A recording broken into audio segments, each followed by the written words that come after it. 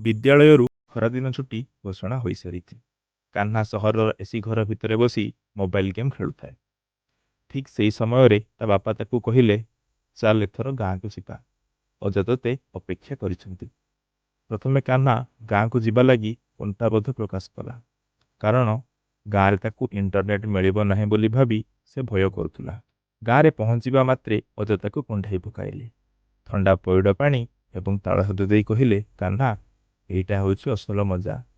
ବାହାରେ ଖରା ହେଉଥିଲେ ମଧ୍ୟ ଗାଁର ବଡ଼ ବଡ଼ ଗଛ ଛାଇରେ ଏକ ନିଆରା ଶୀତଳତା ଥାଏ।